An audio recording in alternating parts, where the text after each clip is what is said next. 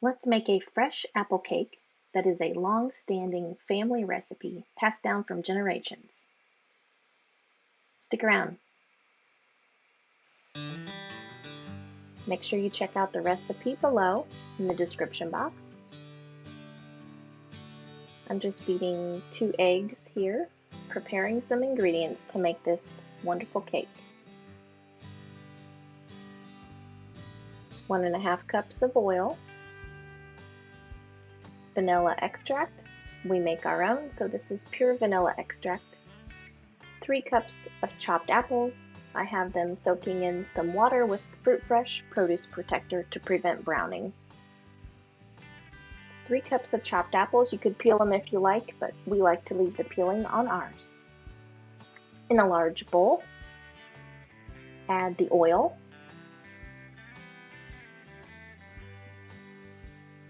and sugar. I'm using pure cane sugar. Your 2 beaten eggs.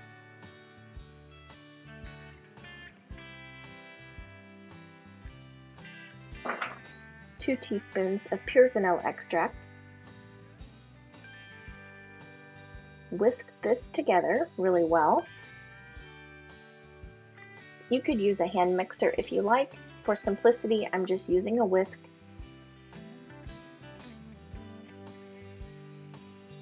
Make sure you blend that well together. And then we will be adding some more dry ingredients.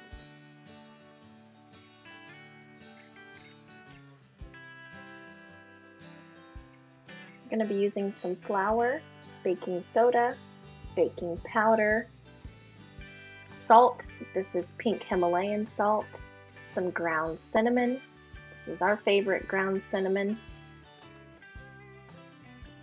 We're going to add these to our wet ingredients.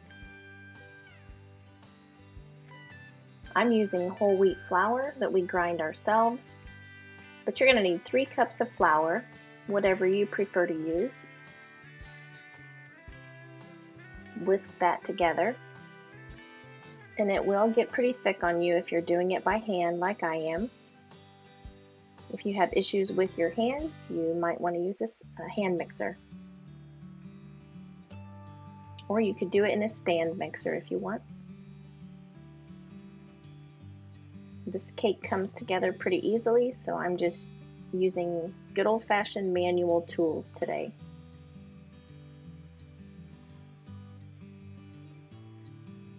Just blend in the flour as best you can.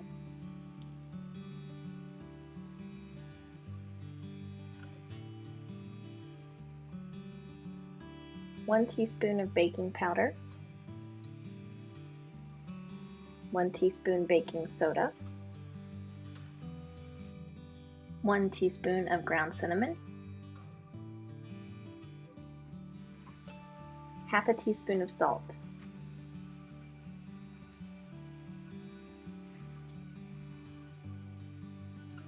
Blend that together pretty well. Because the batter has thickened, I chose to use a rubber scraper to mix this together and to help get everything off the sides of the bowl.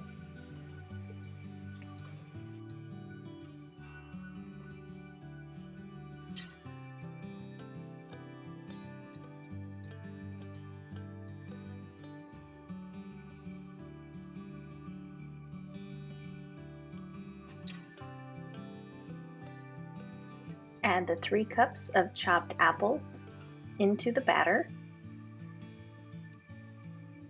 and mix those in well.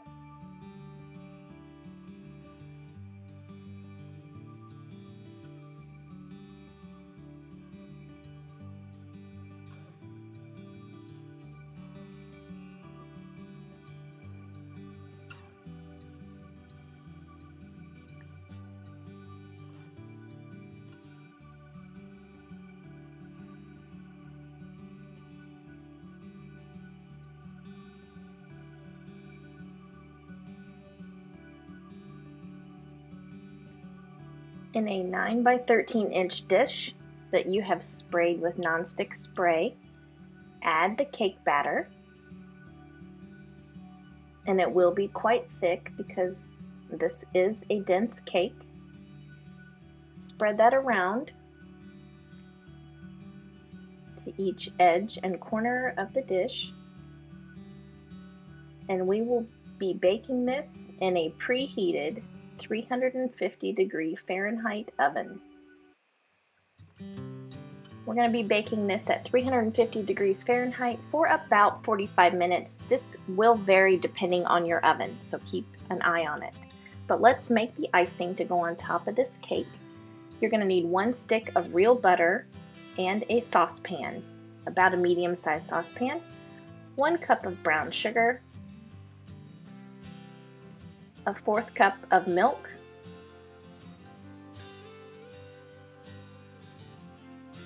one cup of chopped nuts of your choice. We like walnuts or pecans in ours. I'm using walnuts in this video.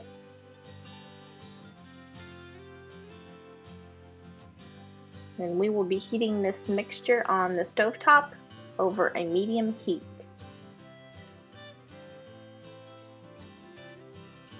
So over medium heat, you want to stir this constantly because it will burn if not. I'm just melting the butter here.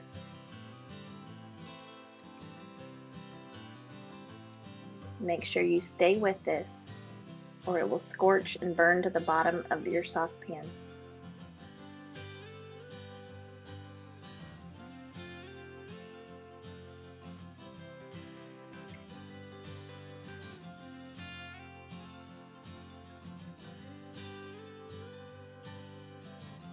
We're going to boil this for 2 minutes while you're stirring it constantly. This is kind of an old style icing for on top of the cake. We will pour this over the cake once the cake comes out of the oven and is still hot.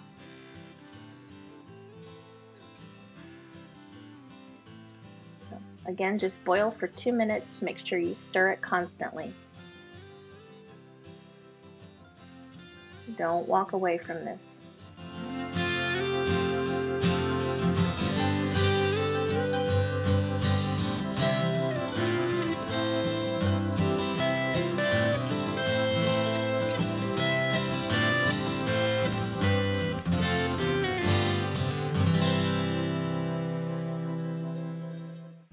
Alright, the icing is done, so we're just going to let it sit here on the stove until the cake is finished baking. But the heat is off, but it will stay nice and warm. The cake is almost done, not quite, a few more minutes. Now the cake is finished. I'm going to test it by touching the middle of the cake, and it should feel pretty firm to touch. And then we will be verifying it with the toothpick method.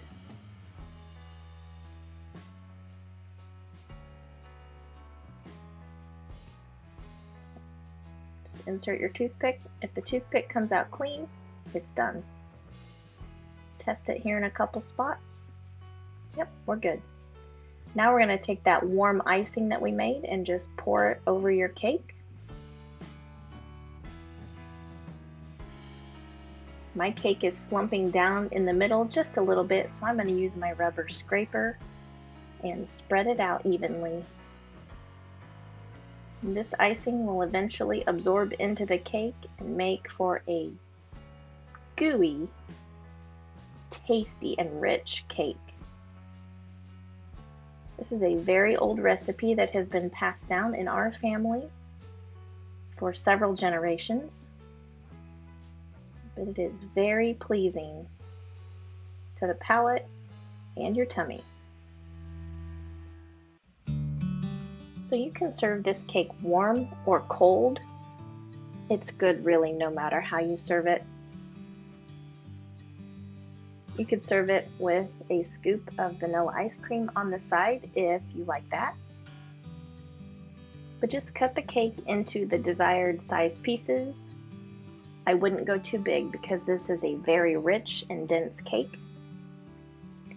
So err on the smaller side. You can see the red hue there from the apple peelings. Again, you could peel your apples if you want, but we like to leave the peeling on ours. But that's how we make fresh apple cake here at our house. And we hope that you enjoy this recipe as much as we do. We're happy to share it with you. It is a tried and true, long-standing family recipe of ours. We thank you for watching Outdoors and Country Living and how we make this fresh apple cake. We hope you like it too. Until the next video, take care of yourself. May God bless you. And may everyone stay healthy and well. Bye for now. We'll see you later.